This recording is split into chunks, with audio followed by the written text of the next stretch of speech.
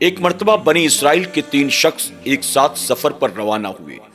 سفر کرتے کرتے جب ان کا گزر پہاڑوں کے درمیان سے ہوا، شام کا وقت تھا، اچانک تیز ہوا کے جھونکے چلنے لگے، یہاں تک کہ وہ ہوا کے جھونکے آندھی طوفان میں تبدیل ہو گئے اور دیکھتے ہی دیکھتے بارش شروع ہو گئی۔ وہ تینوں بارش سے بچنے کے لیے ایک غار کے اندر جا کر پناہ لیتے ہیں۔ ابھی وہ غار کے اندر گئے تھے کہ اچانک ہوا کا ایک تیز جھونکا آتا ہے جس نے ایک بڑے سے پہاڑ کے ٹکڑے کو یعنی ایک چٹان کو لا کر غار کے منہ پر لگا دیا۔ جس راستے سے وہ اندر گئے تھے اب وہ راستہ پوری طرح سے بند ہو چکا تھا۔ ان تینوں نے اپنے طور پر پوری طاقت لگا کر کوشش کی کہ غار کے منہ پر پڑے چٹان کو وہ ہٹا دیں تاکہ بآسانی باہر نکل سکیں، لیکن اس کے باوجود وہ تینوں ناکام رہے۔ آخر کار ان میں سے ایک شخص کہنے لگا، ایسا لگتا ہے کہ ہمارے بازوؤں کی طاقت سے یہ چٹان نہیں ہٹے گی۔ آؤ اللہ کی بارگاہ میں ایک ایک کر کے اپنی نیکیاں پیش کرتے ہیں۔ ہم نے وہ نیکی جو صرف اور صرف اپنے رب کی رضا کے لیے کی ہے، ان نیکیوں کے وسیلے سے دعا کرتے ہیں، ممکن ہے کہ اللہ تبارک تعالی ہمیں صحیح سلامت اس غار سے باہر نکال دے۔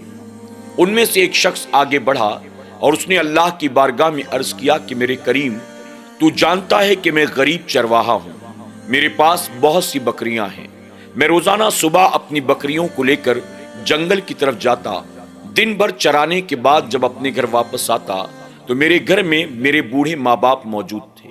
میں سب سے پہلے ان بکریوں کا دودھ دو کر اپنے بوڑھے ماں باپ کو پلاتا اور اس کے بعد پھر اپنے بیوی بچوں کو دیا کرتا تھا۔ ایک دن میں بکریاں چراتے چراتے بہت دور نکل گیا، رات گھر لوٹتے کافی دیر ہو چکی تھی۔ جب میں اپنے گھر پہنچا تو میرے ماں باپ میرا انتظار کر کے سو چکے تھے۔ میں نے بکریوں کا دودھ دوہا اور اس کے بعد اپنے والدین کے سرہانے جا کر کھڑا ہو گیا۔ میرے بیوی بچے بھوکے تھے، وہ مجھ سے بار بار دودھ مانگ رہے تھے، لیکن میں نے یہ پسند نہ کیا کہ میں اپنے والدین سے پہلے اپنے بیوی بچوں کو دودھ پلاؤں۔ میرے بچے رات بھر روتے روتے سو گئے اور میں اپنے والدین کے سرہانے دودھ کا پیالہ لے کر کھڑا رہا۔ جب صبح ان کی آنکھ کھلی تو سب سے پہلے میں نے اپنے والدین کو دودھ پلایا ہے اور اس کے بعد پھر میں نے اپنے بچوں کو دودھ پلایا ہے۔ اے اللہ، تو جانتا ہے کہ میں نے یہ کام صرف اور صرف تیری رضا کے لیے کیا ہے۔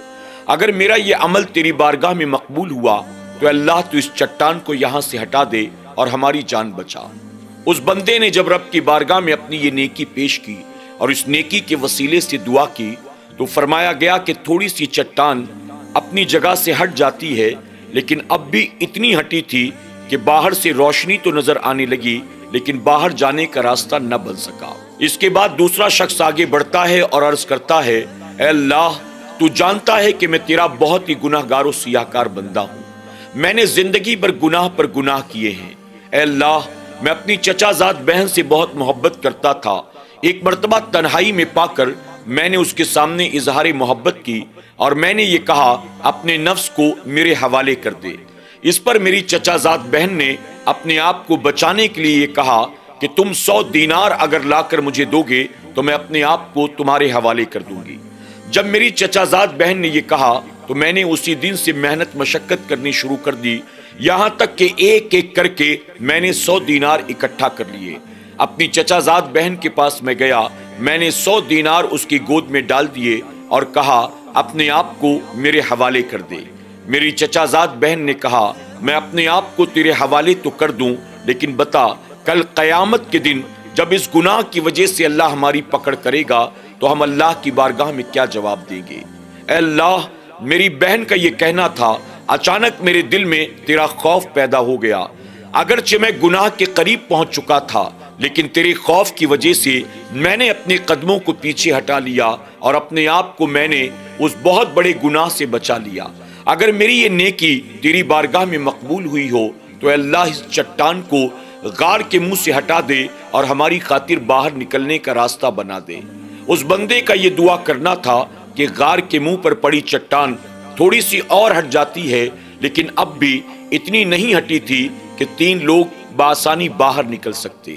اب اس کے بعد تیسرا شخص اللہ کی بارگاہ میں یوں عرض کرتا ہے، اے اللہ، ایک مرتبہ میں نے ایک مزدور کو مزدوری کے لیے اپنے گھر بلایا، میں نے اس کو کام سمجھایا، وہ شخص محنت کے ساتھ اپنا کام کرتا رہا، یہاں تک کہ کام مکمل ہو گیا، کسی بات کو لے کر اس مزدور کے ساتھ میری انبن ہو گئی۔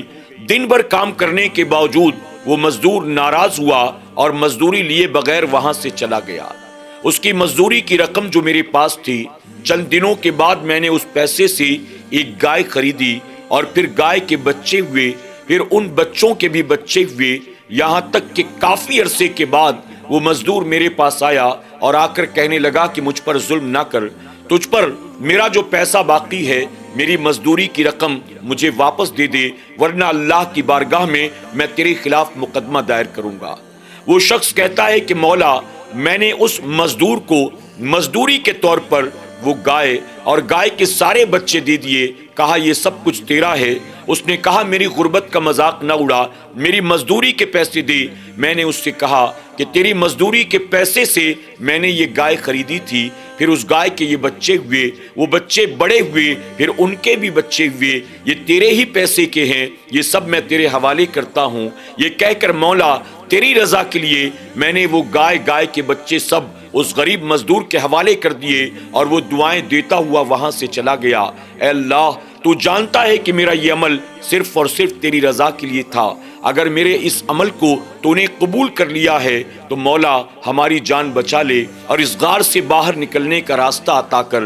ابھی اس بندے کا رب کی بارگاہ میں اپنی اس نیکی کو وسیلہ بنا کر دعا کرنے کی دیر تھی، فوراً جو ہے ہوا کا تیز جھونکا آتا ہے اور غار کے منہ پر پڑی وہ چٹان وہاں سے ہٹ جاتی ہے۔ تینوں اللہ کا شکر ادا کرتے ہیں اور خیر و عافیت کے ساتھ غار سے باہر نکل کر اپنی منزل کی طرف روانہ ہوتے ہیں۔ ناظرین اکرام، آج اس واقعے کو آپ کے سامنے پیش کرنے کی اصل وجہ یہ ہے کہ ہم جب بھی کوئی نیکی کا کام کریں، ہماری نیت صرف ایک ہو، اے اللہ یہ میں نیکی تیری رضا کے لیے کر رہا ہوں، نہ دکھاوے کے لیے، نہ دنیا والوں سے واہ واہی لینے کے لیے، نہ ہی کوئی ذاتی مفاد کے لیے، بلکہ ہر نیک عمل کے پیچھے ایک ہی مقصد ہو، اللہ راضی ہو جائے، اللہ میری نیکی کو قبول فرمائے۔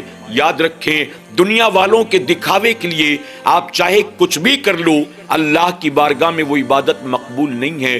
حدیث مبارکہ میں آتا ہے، اگر کسی شخص نے صرف اور صرف دنیاوی واہ واہی کے لیے اپنی جان بھی قربان کر دی ہوگی، اللہ تعالیٰ اس کی شہادت کو بھی قبول کرنے والا نہیں ہے۔ کل قیامت کے دن ایسے بندے کو اٹھا کر جہنم کی آگ میں جھونک دیا جائے گا۔ آپ سوچیں کہ ایک بندہ ریاکاری اور دکھاوے کے لیے اگر اپنی جان بھی دے دیتا ہے، اللہ کی بارگاہ میں یہ بھی مقبول نہیں ہے۔